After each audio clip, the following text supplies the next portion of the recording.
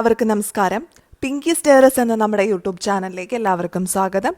ഇന്നത്തെ വീഡിയോയിൽ നമുക്ക് അടുക്കള എപ്പോഴും നല്ല ക്ലീനും നീറ്റും ആയിട്ട് ഇരിക്കാൻ വേണ്ട കുറച്ച് ടിപ്സ് നോക്കാം. അപ്പോൾ നമ്മുടെ വീട്ടിൽ അടുക്കള നമ്മളെപ്പോഴും നല്ല വൃത്തിയായിട്ട് വെക്കാറുണ്ട്. ഒരു വീട്ടിൽ ഏറ്റവും കൂടുതൽ വൃത്തി വേണ്ട രണ്ട് സ്ഥലങ്ങളാണ് അടുക്കളയും ബാത്റൂമും.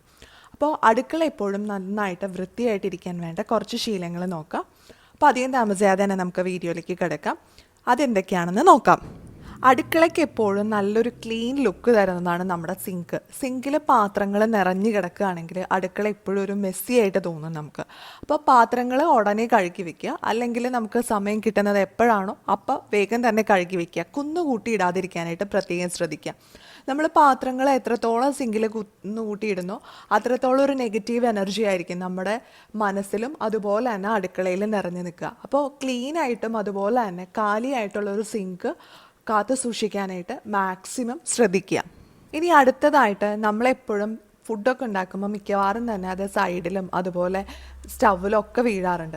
അങ്ങനെ വീഴുന്നുണ്ടെങ്കിൽ അത് ഉടനെ തന്നെ ക്ലീൻ ചെയ്യുക. അപ്പോൾ സ്റ്റൗവിലാണ് വീഴുന്നതെങ്കിൽ ചെറിയ ചൂടുള്ളപ്പോൾ നമുക്ക് ക്ലീൻ ചെയ്യാനായിട്ട് ബുദ്ധിമുട്ടായിരിക്കും. അപ്പോൾ അതിൻ്റെ ചൂടൊക്കെ ഒന്ന് ആറിക്കഴിഞ്ഞ ശേഷം സ്റ്റവ് ഒന്ന് ക്ലീൻ ചെയ്ത് വെക്കുക. അതുപോലെ താഴെ എവിടെയെങ്കിലും ഒക്കെയാണ് വീഴുന്നതെങ്കിൽ അത് ക്ലീൻ ചെയ്ത് വെക്കുക. കാരണം നമ്മൾ ഫുഡ് ഉണ്ടാക്കുമ്പോൾ മിക്കവാറും തന്നെ എണ്ണ തെറിക്കും, അല്ലെങ്കിൽ എന്തെങ്കിലും കറികളിലെ ചാറ് തെറിക്കും, അങ്ങനെ മിക്കവാറും എന്തെങ്കിലുമൊക്കെ പുറത്തേക്കൊക്കെ തെറിച്ച് വീഴാറൊക്കെ ഉണ്ട്.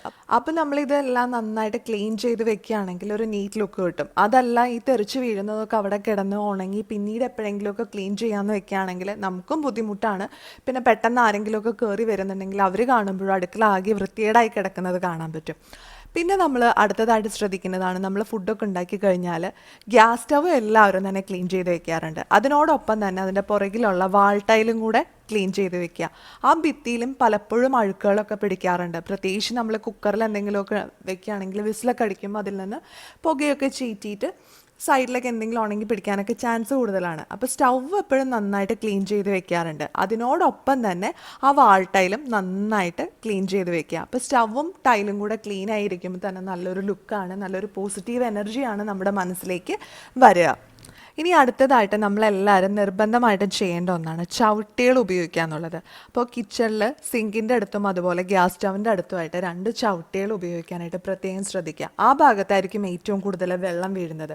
അങ്ങനെ വെള്ളം വീണ് കഴിഞ്ഞാൽ നമ്മൾ തെറ്റി വീഴാനും ചാൻസ് ഉണ്ട്, അതുപോലെ തന്നെ അടുക്കള വൃത്തികേടാവാനും ചാൻസ് ഉണ്ട്. അപ്പോൾ അത് ഒഴിവാക്കാനായിട്ട് ചവിട്ടികൾ ഉപയോഗിക്കുക. ഇനി അടുത്തതായിട്ട് നമ്മുടെ കൗണ്ടർ ടോപ്പ് എപ്പോഴും നീറ്റും ക്ലീനായിട്ട് വെക്കുക. അതിൽ സാധനങ്ങളൊക്കെ കുത്തി നിറച്ച് വെക്കാതെ മാക്സിമം അത്യാവശ്യത്തിനുള്ള സാധനങ്ങൾ മാത്രം കൗണ്ടർ ടോപ്പിൽ വെക്കുക. നമുക്ക് കുറച്ച് കുക്ക് ചെയ്യാനുള്ള സ്പേസ് അതുപോലെ സാധനങ്ങളൊക്കെ വെക്കാനായിട്ട് കുറച്ച് സ്പേസൊക്കെ ഫ്രീ ആയിട്ട് വെക്കുക. കുറച്ച് ഭാഗം എപ്പോഴും നമ്മുടെ കൗണ്ടർ ടോപ്പിൻ്റെ ഫ്രീ ആയിട്ടിരിക്കണം. അതല്ല നമ്മൾ കുറേ സാധനങ്ങളൊക്കെ അതിൽ നിരത്തിയിടുകയാണെങ്കിൽ അടുക്കളയ്ക്ക് കാണാനൊരു ലുക്കും ഉണ്ടാവില്ല. മാത്രമല്ല നമ്മുടെ മനസ്സിലും ഒരു സന്തോഷമൊന്നും തോന്നില്ല. ക്ലീൻ ആയിട്ടുള്ള സ്പേസ് കാണുമ്പോഴായിരിക്കും നമുക്ക് എപ്പോഴും സന്തോഷം തോന്നുക. മാത്രമല്ല അടുക്കളയുടെ വൃത്തി ഈ കൗണ്ടർ ടോപ്പ് ക്ലീൻ ആയിട്ടിരിക്കുമ്പോൾ കുറച്ച് കൂടുതലായിട്ട് നമുക്ക് തോന്നുകയും ചെയ്യും.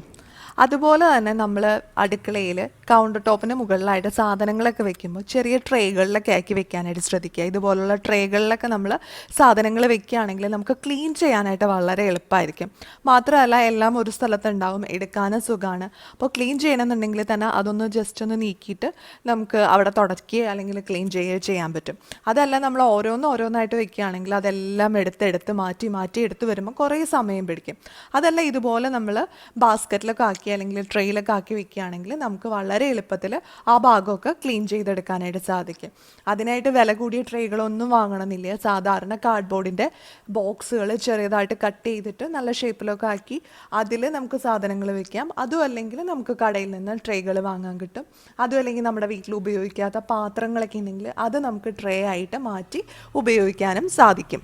പിന്നെ ട്രേയുടെ വലുപ്പം നിങ്ങൾ എത്രത്തോളം സാധനങ്ങൾ കൗണ്ടർ ടോപ്പിൽ വെക്കുന്നുണ്ടെന്നുള്ളതിനെ ആശ്രയിച്ചിരിക്കും. ചിലപ്പോൾ നിങ്ങൾക്ക് പല സാധനങ്ങൾ വെക്കാൻ ഇഷ്ടമായിരിക്കും, ചിലപ്പോൾ ഓയിൽ ബോട്ടിൽ മാത്രമേ വെക്കുന്നുണ്ടാവും. അപ്പോൾ അതനുസരിച്ച് അഡ്ജസ്റ്റ് ചെയ്യുക. പിന്നെ നിങ്ങൾ എപ്പോഴും ട്രേ ഒക്കെ ഉപയോഗിക്കും, അതിൻ്റെ ഉള്ളിൽ ടിഷ്യൂ പേപ്പറോ അല്ലെങ്കിൽ ഇതുപോലൊരു ന്യൂസ് പേപ്പറോ വിരിച്ച ശേഷം മാത്രം അതിൽ സാധനങ്ങൾ വെക്കുക. അപ്പോൾ എപ്പോഴും അത് നല്ലപോലെ ക്ലീൻ ആയിട്ടിരിക്കും.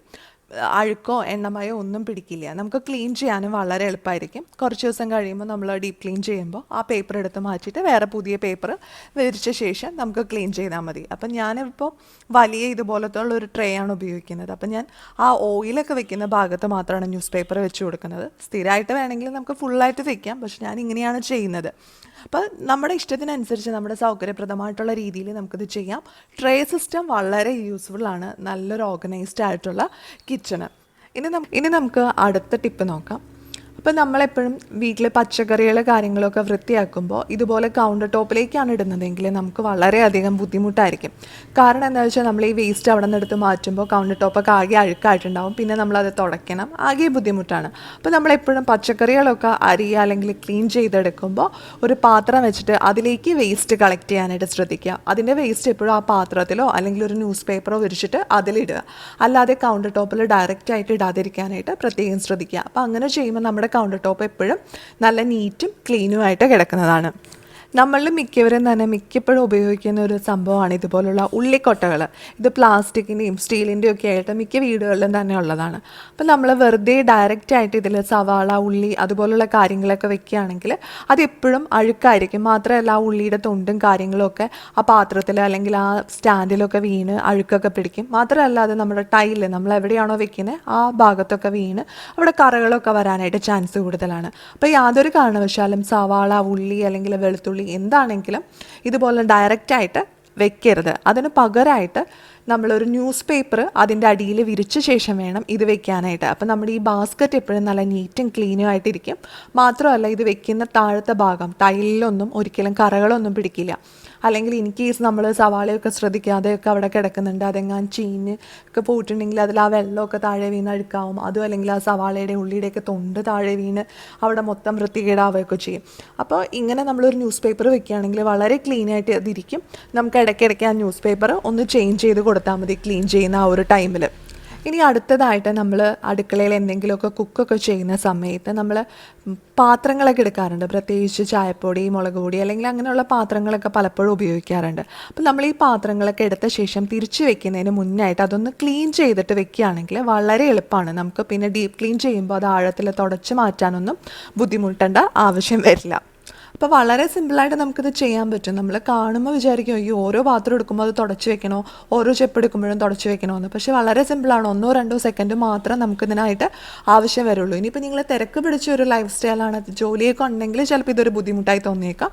എന്നാലും മാക്സിമം പറ്റുന്ന സമയത്തൊക്കെ ഇങ്ങനെ ചെയ്യാനായിട്ട് ശ്രദ്ധിക്കുക. ഇനി അടുത്ത ടിപ്പ് എന്ന് പറയുന്നത് നമ്മളെപ്പോഴും എന്തെങ്കിലുമൊക്കെ സാധനങ്ങൾ കുപ്പിയിലൊക്കെ ഇട്ട് വെക്കാറുണ്ട്. പരിപ്പ്, പയർ അല്ലെങ്കിൽ എന്തെങ്കിലുമൊക്കെ നമ്മൾ കുപ്പിയിൽ നിറച്ച് വെക്കാറുണ്ട്.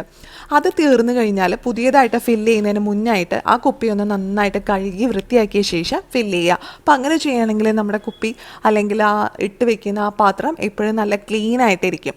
അപ്പം ഇത് കഴുകാനായിട്ട് അത്ര ബുദ്ധിമുട്ടൊന്നും വരില്ല.